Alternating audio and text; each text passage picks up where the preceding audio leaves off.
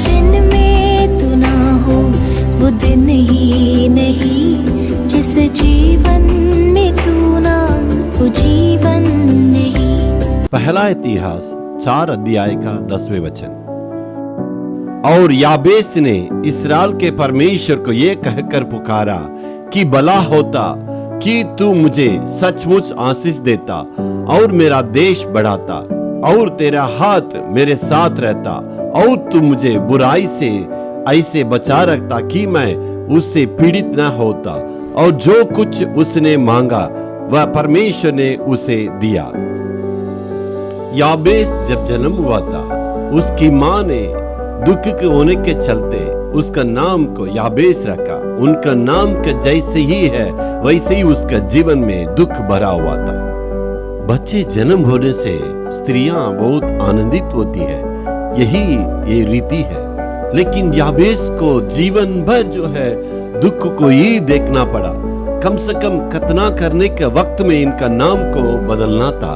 उसकी मां हमेशा उसको दुखों के रूप में ही देखी है, इसलिए उनको कभी भी नाम को परिवर्तन करने के लिए कभी सोची नहीं है। कितनी दुखी की बातें हैं। माँ को आनंद के साथ रखना है, माँ के लिए जो कुछ आशीष देना था उसको देना है, लेकिन याबेस की जीवन में वो संभव नहीं था। उसकी जिंदगी में कितनी दुख है। उसके पिताजी मर चुके हैं, उसका नाम में ही दुख है, इसलिए वो कहता है, हे प्रभु मेरे जीवन में बुराई मेरे पीछे नहीं करना है, तू उसको बदलना है। ये श्रापों के चलते मेरे जीवन की आशीष को मैंने कोना है, तू ही मुझे आशीष देना है, तू ही मुझे परिवर्तन करना है।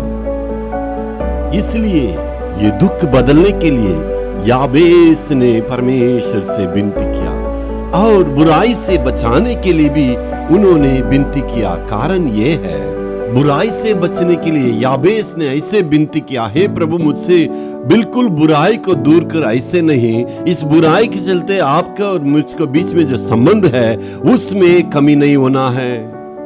कभी कभी हमारा जीवन में परमेश्वर कुछ कमियों को रखता है ताकि हम परमेश्वर की संगति में लगातार बने रहें।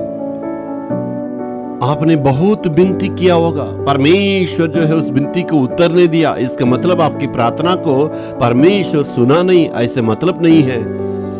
इसलिए कभी भी आपको ये नहीं सोचना परमेश्वर आपके विनती को सुनने वाला नहीं, ऐसा नहीं है। परमेश्वर की अनुग्रह आपको ऊपर हमेशा रहेगा। परमेश्वर आपकी प्रार्थना को जरूर सुनेगा। परमेश्वर उचित समय में श्रापों का बदल के आशीष के रूप में वो बदलने वाला है। परमेश्वर परिवर्तन करने वाला है। Hallelujah, hallelujah.